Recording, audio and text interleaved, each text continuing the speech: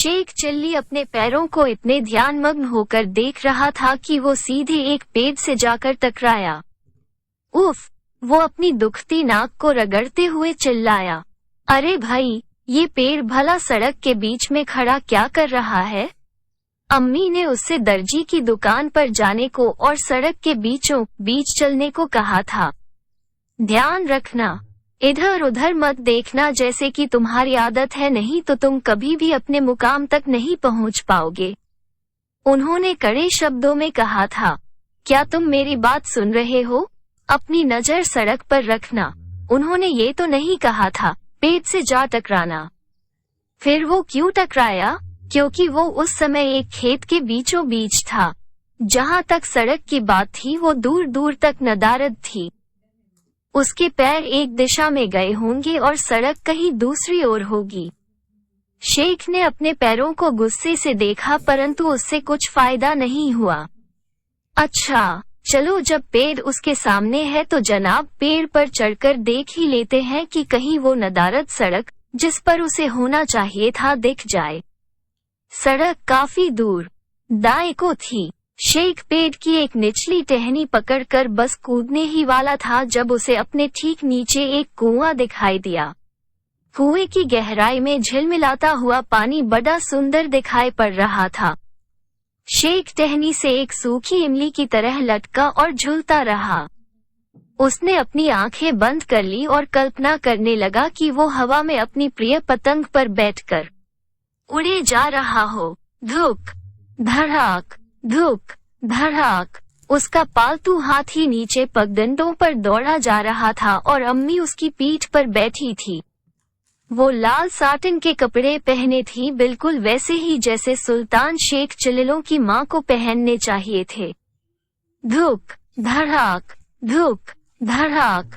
शेख ने अपनों आंखें खोली। उसे दूर दूर तक कोई हाथी का नामो निशान नहीं मिला। वो अभी भी कुएं के ऊपर लटका हुआ था, परंतु खेत में से गुजरती कई पगडंडियों में से एक पर घोड़े पर सवार एक सिपाही उसकी तरफ आ रहा था। घबराओ मत, सिपाही चिल्लाया, मैं तुम्हें बचा लूंगा, घबराओ मत। घोड़े से उतरते सिपाही को शेख ने काफी रुचि से देखा। सिपाही को बहुत सुंदर मूंछें थीं। मूंछें सिरों पर मुड्डी हुई थी। सिपाही का पूरा शरीर पगड़ी से लेकर जूतियों तक धूल में लथपथ था। शांत रहो, घुड़सवार ने कहा, और मेरी बात को बहुत ध्यान से सुनो। मेरा घोड़ा कुएं के उस पार छलांग लगाएगा। तुम्हारे नीचे पहुंचते ही मैं तुम्हारे पैर पकड़ लूंगा। उसी क्षण तुम पेड़ की टहनी को छोड़ देना। इस तरह तुम मेरे साथ घोड़े पर सुरक्षित रहोगे। समझे मेरी बात? शेख ने जोर से अपना सिर हिलाया। सिपाही अपने घोड़े पर चढ़ा। घोड़ा कुछ कदम पीछे गया और फिर कुएं की ओर तेजी से दौड़ा और फिर कुएं के ऊपर से कूदा। शेख के नीचे आते ही सिपाही ने उसके पैरों को पकड़ लिया, परंतु शेख जिस टहनी से लटका था उससे लटका ही रहा। घोड़ा तो छलांग लगाकर कुएं के उस पार पहुंच गया, परंतु उसका मालिक शेख के पैरों से लटका रह गया। तुमने टहनी क्यों न हो छोड़ी? सिपाही ने कड़कदार पर आश्चर्य की आवाज में पूछा। फिर उसने अपनी गर्दन उठाकर शेख को समझने की कोशिश की। शेख को भी काफी अचरज हुआ। मैं माफी चाहता हूँ, उसने कहा। ऐसा मैंने क्यों किया यह मुझे भी नहीं पता। उसने अपना आश्चर्य जताने के लिए अपने दोनों हाथ पसारे। उसका नतीजा ये हुआ कि वो और सिपाही दोनों सीधे कुएं में जाकर गिरे धड़ाम। घोड़े को आवाज से कुछ खतरा महसूस हुआ और वो वहां से भाग लिया। पास के खेत पर काम करते किसान घोड़े को वापस लाए और उन्होंने शेख और गुस्से में आए सिपाही को कुएं से बाहर निकाला। शेख खुशनसीब निकला, क्योंकि जब वो मिट्टी से सना और गीला दर्जी को बिना संदेश पहुंचाए वापस घर पहुंचा तो उसकी अम्मी बिल्कुल भी नाराज नहीं हुई।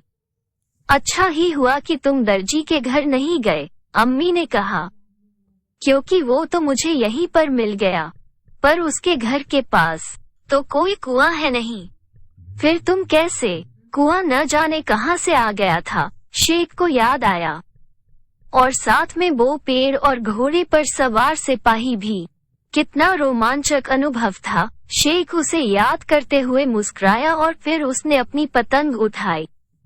अम्मी जान, छत की ओर दौड़ते हुए उसने कहा, जब मैं बड़ा होऊंगा तो मैं अपनी मूंछों को इतना बढ़ाऊंगा कि आप उन्हें देखकर दंग रह जाएंगी।